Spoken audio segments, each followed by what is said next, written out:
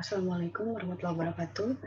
Mohon maaf tadi terputus jaringan koneksinya. Oke, saya lanjutkan lagi mengenai persiapan pasien. Ini pengetahuan untuk jenis spesimen. Ya, urin pagi tadi ya bahwa sangat baik untuk beberapa kasus. Seperti yang proses inkubasi telah sempurna untuk pemeriksaan nitrit biasanya ini pada urin yang sudah terkontaminasi pada pasien ISK, kontaminasi bakteri ya, ada kelainan di saluran kemihnya, terjadi inflamasi. Nah, urin pagi ini memang sulit didapat ya, jadi memang persiapan pasiennya butuh koordinasi yang baik. Kemudian ada urin sewaktu juga, ini biasanya digunakan untuk pemeriksaan yang umum saja.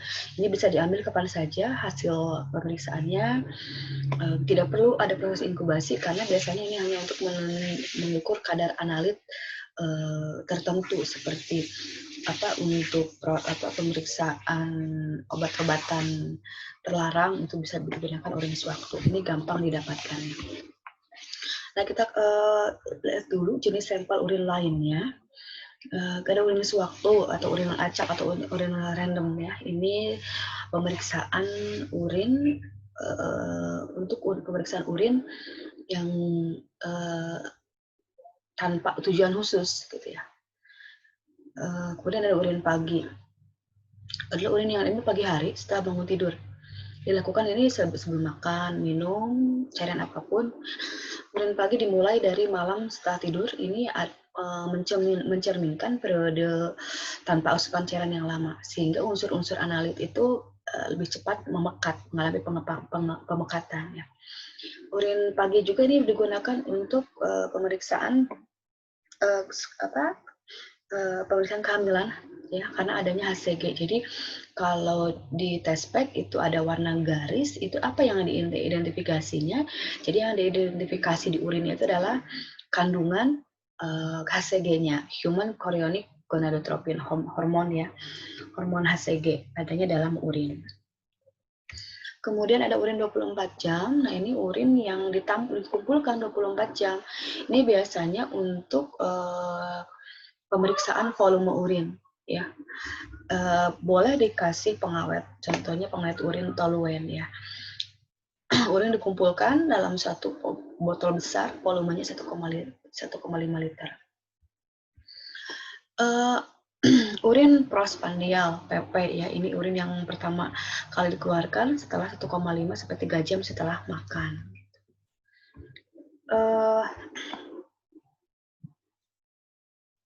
Kemudian urin 24 jam, urin ada urin 3 gelas, urin 2 gelas. Sebenarnya udah jarang ya, cuma ini untuk pengetahuan saja. Kalau sekarang sudah jarang digunakan dengan urin 2 gelas atau 3 gelas. Kebanyakan urin 24, urin prosprandial atau urin sewaktu. Proses penampungan urin, wadah urin itu pasti gunakan yang bersih, kering ya, disposable atau sekali pakai, yang tembus pandang karena untuk mengamati warna urin ya, bertutup ulir untuk mencegah kebocoran. Ini dapat diletakkan berdiri dan mudah dibuka ya, bermulut lebar sekitar diameternya 4-5, volumenya 50 sampai 100 meter, 100 ml, mohon maaf. Walaupun nanti yang digunakannya hanya sekitar 13 sampai 15 ml. Wadah tidak bersih ini akan menyebabkan kontaminasi dari bakteri. Jadi harus yang disposable, jadi jangan dicuci ulang. Kemudian wadah yang tidak bersih juga ini bisa menyebabkan atau terbacanya metabolit lain ya, seperti sedimen-sedimen. Cuci ulang wadah, kalaupun mau dicuci ulang ini boleh sebenarnya, tapi menggunakan deterjen komposisinya hipoklorit. Mohon maaf, enggak, cuci ulang wadah itu sebenarnya tidak boleh. Pengaruh hipoklorit maksudnya ini menyebabkan positif palsu ya.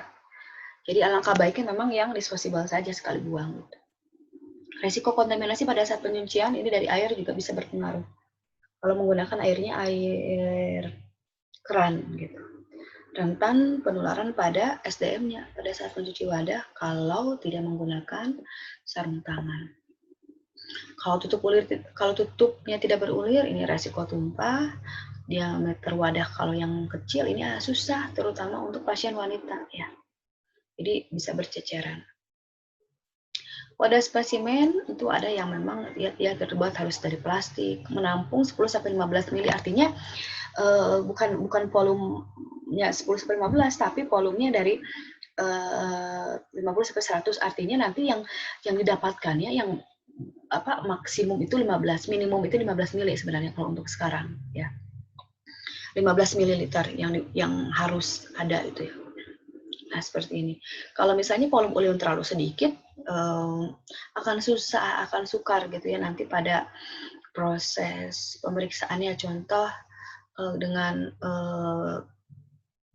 carik celup urin ya, carik celup urin kalau kurang dari 15 mili akan susah sampai batas baris pemeriksaannya akan sukar tercelup gitu. Volume yang ditampung memang minimal itu sampai 10-12, ada yang menyatakan 15-12, tergantung dari tabung dari si vendornya. Biasanya untuk pemeriksaan sedimen urin. Sedimen urin memang ada yang 12, maksimal minimal itu 12 ya. Tergantung dari tabung urin yang tabung sedimen urin yang tersedia di labnya. Makanya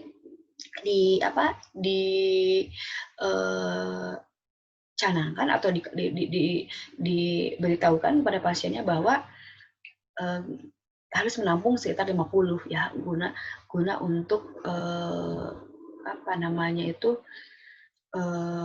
untuk ketersediaan urin apabila terjadi ada kesalahan gitu ya, sehingga membutuhkan urin yang cukup banyak. Apa akibatnya jika volume urin tidak memenuhi syarat? 1. Jika urin volume yang didapat terlalu sedikit, komposisi urin yang akan diperiksa tidak yang sebenarnya, jadi negatif palsu gitu ya. Itu khawatirnya. Jadi zat analitnya hilang, yang tadi zat analit yang harus tadinya ada malah jadi tidak ada. Warna kekeruhan tidak terlihat dengan baik ya. Kemudian tidak bisa melakukan konfirmasi ulang karena urinnya habis terlalu sedikit gitu. Makanya kenapa urin yang cukup untuk volume tidak melakukan volume yang cukup untuk melakukan konfirmasi. Kemudian proses penampungan atau pelabelan harus ketahui cara penempelan, cara isi informasi, ketahanan label gitu ya. Cara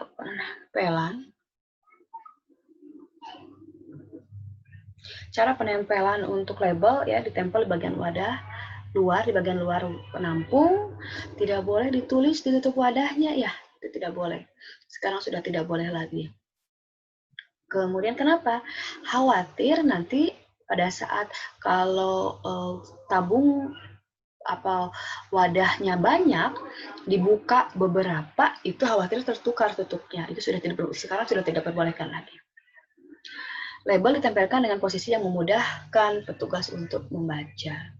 Informasi label di label apa aja, nama pasien, nama lengkap pasien otomatis sesuai dengan identitas ya, KTP yang berlaku untuk seumur hidup itu, ID pasien, tanggal lahir, dan jenis kelamin. Itu harus harus dituliskan, tanggal pengumpulan spesimen, jam pengumpulan spesimen itu bila diperlukan ya.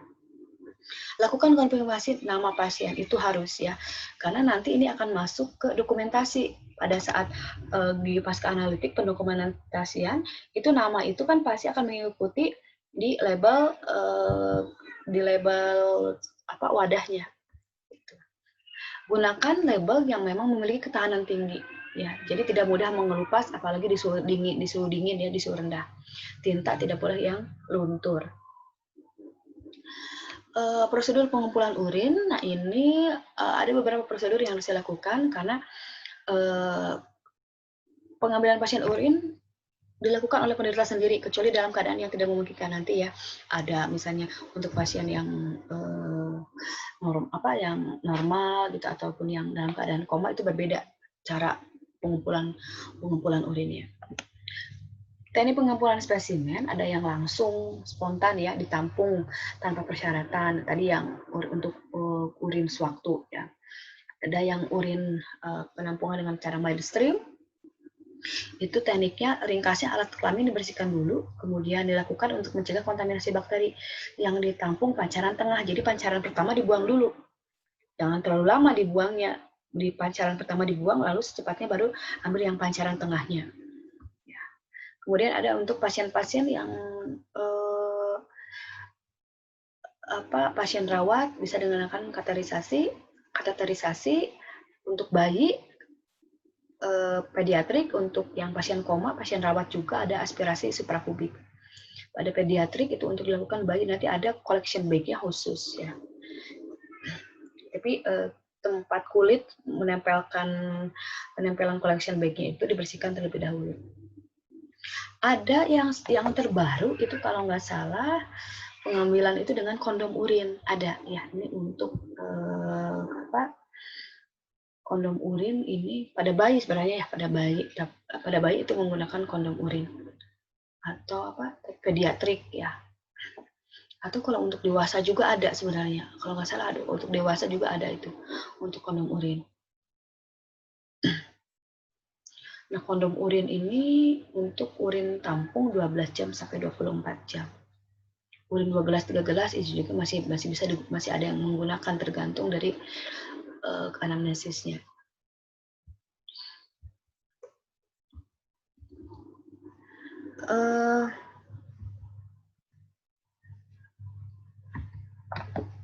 Urin porsi tengah ya atau midstream tadi ya, bahwa prinsipnya urin pertama dibuang dan aliran urin selanjutnya atau pancaran selanjutnya baru diambil.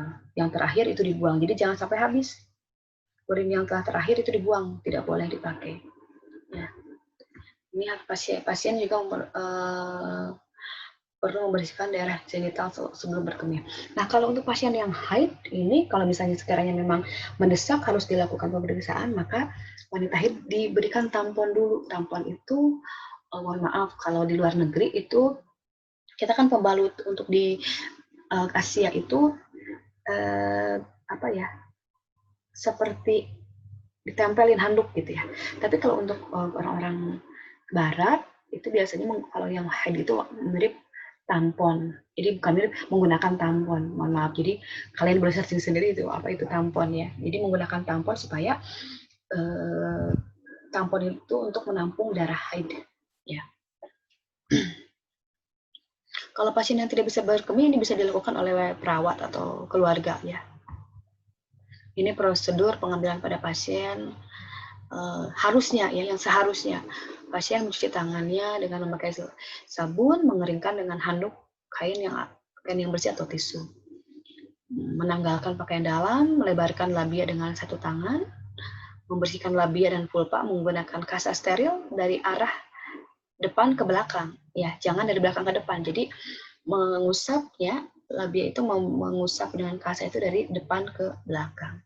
Kenapa? Kalau di belakang kan itu tempat pengeluaran feses, khawatirnya ada bakteri yang bisa mengkontaminasi bagian depan, tempat pengeluaran urinnya.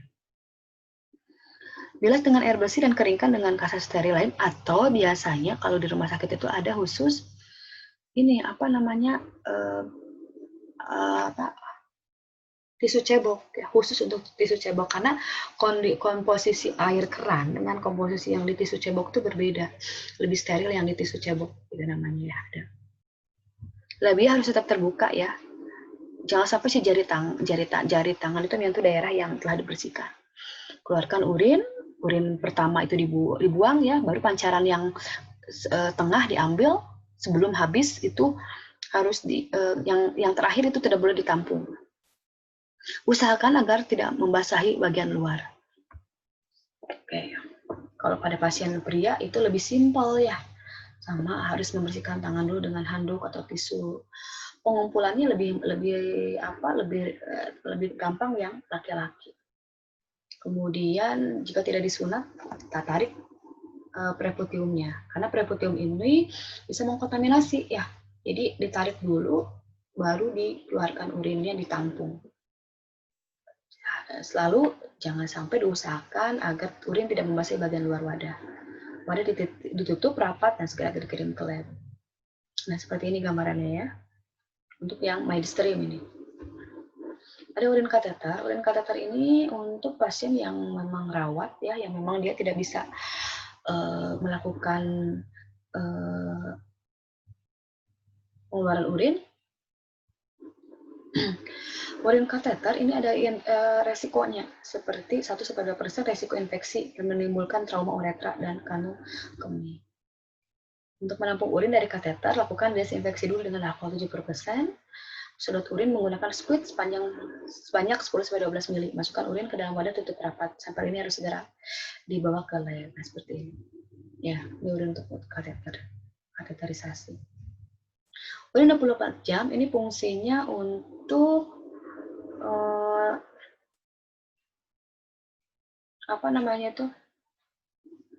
melihat volume urin, biasanya untuk mengetahui volume urin. Biasanya dibubuhi dengan pengawet urin. Cara pengambilan urin 24 jam. Pertama, pasien harus membuang urin terlebih dahulu. Catat tanggal dan waktunya. Kemudian urin selanjutnya ditampung. Jika pasien ingin buang air besar, kandung kemih harus dikosongkan terlebih dahulu untuk menghindari kehilangan air seni dan kontaminasi feses pada sampel urin wanita. Keesokan paginya, tepat 24 jam setelah waktu yang tercatat pada wadah, pengumpulan urin dihentikan. Kemudian ini ada urin sewaktu, ya, urin waktu tertentu. Urin waktu tertentu, bukan urin sewaktu. Urin waktu tertentu atau timed collection specimen. Ya. Ini diperlukan untuk pemeriksaan harian diurnal. Ya.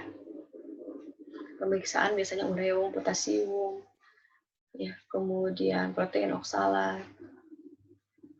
Urin waktu tertentu memungkinkan untuk memeriksa ekskresi dan zat-zat yang ada urin lebih dari lama waktu yang ditentukan.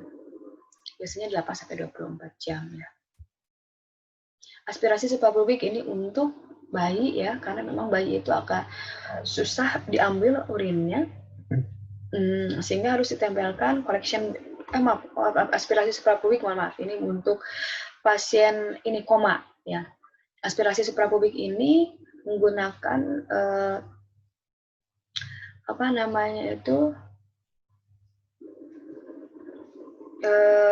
nah seperti ini, dengan menggunakan jarum ya, tusukan jarum. Ini dilakukan untuk pasien koma yang memang sukar untuk pengeluaran urin, agak susah untuk sukar berkemih ya. Caranya itu ini harus yang terampil sih ya. Ini tidak boleh sembarangan ATLM, biasanya ini perawat yang melakukannya untuk yang aspirasi suprapubik ini. Itu ya. Lalu selalu tahapan cara pengambilannya ini desinfeksi dulu kulit daerah suprapubiknya dengan povidan iodin 10%. Kemudian dengan alkohol 70%. Urin yang diambil itu kurang lebih 20 meter dengan cara aseptik ya. Tampung dan bawa ke lab. Analisis spesimen pediatrik ini untuk bayi, biasanya agak sulit, atau anak ya yang sukar mengambil. Tidak boleh dari Pampers ya, tidak boleh dari Pampers, karena itu Pampers sudah ada bahan-bahan yang bahan-bahan kimianya, jadi memang tidak bagus untuk dilakukan pemeriksaan yang diambil dari Pampers. Nah, ini menggunakan collection bag seperti ini. Ini nanti ditempel di kulit bagian tempat pengeluaran urinnya. Ya. Bolehkah minum sebanyaknya pada saat pasien tidak berkemih? Nah, boleh, tapi kapan? Minum sekitar 3-4 gelas air tiap jam selama 2 jam sebelum pengambilan. Selama 2 jam sebelum pengambilan. Jadi jangan dalam artian misalnya pemeriksaan itu misalnya jam 10. Nah, jangan jam 9 ya sebenarnya bagusnya itu. Jadi memang alangkah baiknya itu pagi mungkin dari subuh lah, sudah mulai dari subuh itu sudah, dari subuh aja, dari alangkah baiknya subuh gitu. Karena kalau misalnya mepet, terlalu minum banyak, nah ini akan ada dampaknya gitu. Dampak jika minum terlalu banyak, komposisi tidak sesuai. Jadi analitnya ya tidak dapat diukur, tidak ada ya analitnya karena sudah terbuang. Kemudian tidak bisa menilai warna ya. Warna dan kekeruhan itu tidak bisa dinilai. Kemudian silinder dan sel akan larut terutama jika didukung oleh pH alkali. Bolehkah spesimen urin dan darah diambil bersamaan? Boleh untuk pemeriksaan glukosa darah. Puasa ya. Stabilitas. Nah, urin segera diperiksa dalam waktu 30 menit sampai 2 jam. Jika lebih dari 2 jam, nah ini akan mengalami perubahan pada analit ya. Terutama dari khawatirnya terkontaminasi atau zat analitnya ada beberapa kadarnya yang misalnya negatif jadi positif gitu. Cara penundaan simpan pada suhu 4-8 derajat Celcius, stabil dalam 6-8 jam di suhu 4-8 derajat Celcius. Sebelum diperiksa, diamkan hingga mencapai suhu kamar kembali. Nah, urin harus segera diperiksa paling lambat 2 jam setelah dikemikan. WHO menyarankan pemeriksaan kurang dari 1 jam. Lebih cepat lebih bagus sebenarnya. Dampaknya bisa ke makroskopis. Perubahan warna, kejernihan menurun, baunya bisa meningkat karena ada kontaminasi dari misalnya ada kontaminan bakteri gitu ya. Kimiawi berpengaruh terhadap pH, glukosa ya bisa menurun karena proses glikolisis, keton bisa menurun, bilirubin menurun karena teroksidasi, oroglinogen menurun juga karena teroksidasi, nitrat meningkat karena tadi kontaminasi. Kalau bakteri itu dia cepat reproduksinya, ya pembentukan bakteri itu lebih cepat, ya. Kemudian mikroskopi sedimen bisa menurun, artinya dia bisa cepat larut sedimennya. Bakteri itu pas meningkat. Pengawet urin, ini pemeriksaan tertentu boleh menggunakan pengawet urin. Ya, contoh untuk pengukuran volume urin, itu boleh. Tapi harus diperhatikan juga dan harus dicatat urin mana yang diberikan pengawet. Seperti itu ya. Pengawet apa saja yang digunakan? Ada toluen. Toluen ini dipakai untuk urin 24 jam ya. Caranya adalah sekitar 2-5 ml toluen dimasukkan ke wadah. Kocok wadah baik-baik. Kemudian ada timol juga sama untuk urin 24 jam. Ada formaldehid, ini formaldehidnya 40%. Sama untuk urin 24 jam. Ada yang lainnya, jenis pengawetnya itu selain bahan kimia dimasukkan ke lemari pendingin juga ya, atau ke freezer ya, minus 20 derajat. Asam borat, HCl, asam asetat glasial, itu juga termasuk pengawet urin. Ada NaF, natrium karbonat, dan tadi formalin ataupun timol juga. Nah ini beritahu pasien jika ingin menggunakan pengawet. Jadi memang harus dikasih keterangan bahwa urin tersebut diberikan pengawet.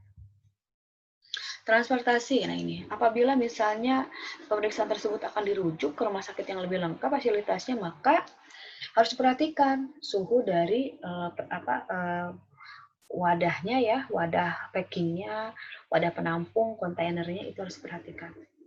Ya, misalnya penggunaan cool box ya, cool ice box ya, kemudian diberikan seperti ini plastik yang aman ya, khusus ada keterangan biohazard dan ada keterangannya bahwa memang spesimen tersebut misalnya dia berbahaya atau misalnya dia